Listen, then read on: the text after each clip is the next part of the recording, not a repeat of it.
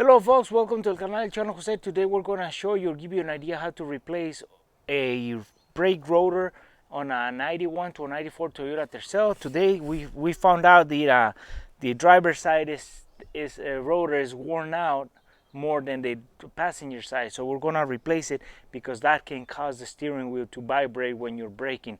We haven't got to that point yet, but we noticed that we haven't replaced these brake rotors in a couple years, so we're gonna replace it, and then we're gonna give you an idea how to do that. And well folks, as you can see, we already have the tire taken off. We got our car in a jack stand. We got our brand new rotor right here, and this doesn't have sides. It can go right or left. So this cost about $39, and sometimes it's cheaper to replace it because sometimes if you take it to resurface, it's not gonna be good because one side is thinner than the other, and it's not gonna give you the right specifications to put it on, and you're still gonna have the problem of vibration when you're braking. So with that said, we'll show you once we take it off to show you what the thickness of this is compared to the old one. And with that said, we're gonna take the whole caliper off. We're not replacing brake pads, we're just replacing rotor. So we have brand new brake pads. There's no grooves or anything, so it is good. The brake pads are just barely fresh, and that's when we found out that this was worn out. So we're gonna take the whole caliper and we're gonna show you how we do that and compare rotors.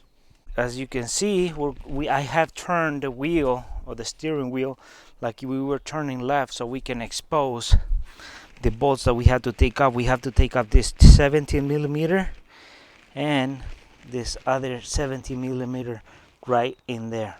As you can barely see it right there, that one. So we can take that off, but before we do that, we're gonna have to compress the piston back in. So once we take this whole structure out, we can put the new rotor, take this off, put this one on, and then slide everything in.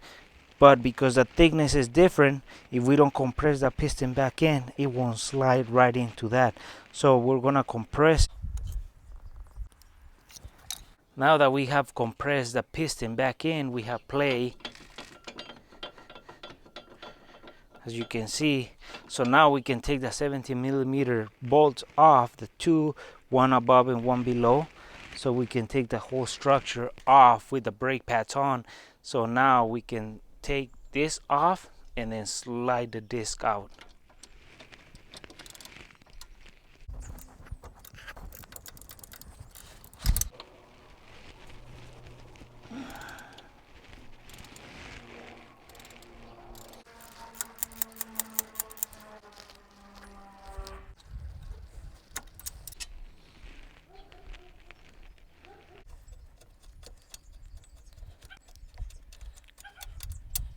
So now that we have removed the two 17 millimeter bolts, what we can do is we can slide the whole unit out.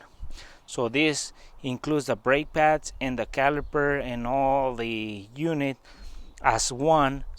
And that we did is we compress it over here with a screwdriver, so we wouldn't have to take it all apart to compress it with the C-clamp or the tool to compress the piston. So now what we do is we put it aside and we can slide our brake disc out, and we can slide the new brake disc in, and that's gonna let us fit the new disc brake in here because we already compressed it. So now that we have taken our caliper completely off, all we have is that this brake was already kind of loose once we remove the caliper. So this one's we're not gonna fight it, so we just slide it out. And then you gotta watch out for one thing. Sometimes some cars have rotors that are stuck to it, but there's a screw somewhere in here that you gotta undo because that's the holding point to the spindle. So once you take that one off, the caliper might come off. Sometimes you don't get that the disc brakes to come off that easy, so you gotta hit it in these points. Don't hit the studs, hit it right here, so it loosens up and it breaks off from the spindle. Once we took it off, we compare it to the new one and we show you the thickness difference. Folks, so as you can see, this is the old rotor and this is the new rotor, and as we can tell from just looking at it, is that half of the rotor is thinner on this side, and then the other rotor, the new rotor, both sides are the same thickness. So this can cause your car to vibrate once you're braking, because it's uneven sides of the rotor. So as you can see, thicker and thinner, and this side is both are the same. So that's why we're replacing this rotor. It's not because it's bad over here, it's just thinner from wear.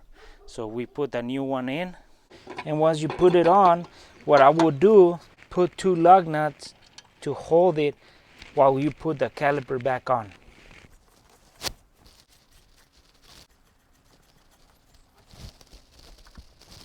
So now that we have put our disc brake, brand new one, we have put 2 lug nuts in so we can keep it steady. In the meantime, we put a caliper back on and we bolt it in.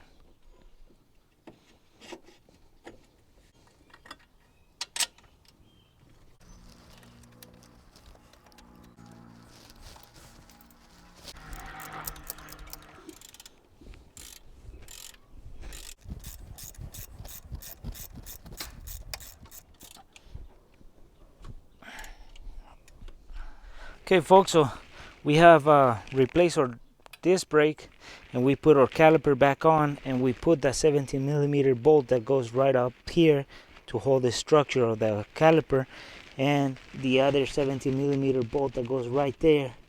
There's the front and the bottom of the spindle, and that holds the bottom structure of the caliper.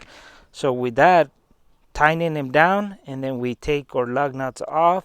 That keeps our rotor. That kept our rotor in place. In the meantime, we did that work, and now we can put our wheel back on, put it the lug nuts and tighten it, and that should finish our process of replacing the disc brakes.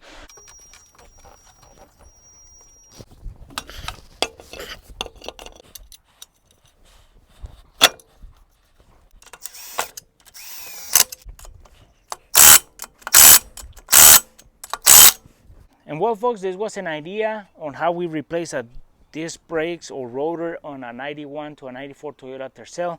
What we did today is we lifted our car. You gotta make sure you gotta secure, you put a jack stand safety, and then what we did is that before we start getting into the job, you gotta make sure that what the part you're putting in, it looks like or is the part that you're taking off, because sometimes you get the rotor and you don't pay attention. They give you the rotor and it has 5 lug hole, and your car is a 4 lug hole. So if that's the case, that just by that is not going to fit. So you got to make sure that once you get to the part, or you expose the part that you're getting into, you compare it to what you got on your hand, brand new part, before you start breaking apart any more parts to get to the part, and then you find out that it's not the right one. So that's one tip. So as soon as you can expose the part that you're taking off, compare it to what you got in your the brand new part. So with that said, we use a 17mm socket.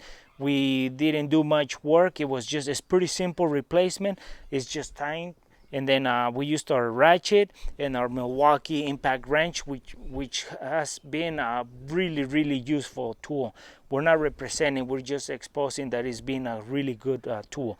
And one thing I want to say, folks, is that when your car is experiencing, or you're experiencing a vibration when you're braking, the number one reason most of the times is because the rotors are worn down and they're on uneven surfaces. So that might be that the rotor is thinner or out of the specification, so that's causing your wheels to vibrate. So it's kind of like out of balance, but this is on the rotor side, not on your tire side. So if you're experiencing that and you haven't replaced your rotors in a long time, you might want to check on that and replacing, so that might get rid of the problem. If the problem persists, then something else is wrong, but the most of the time is because the rotors are worn down on uneven surfaces. So hopefully this video was useful. If you like it, give us thumbs up, share it, and we'll see you soon with more videos here en el canal de Chano Jose.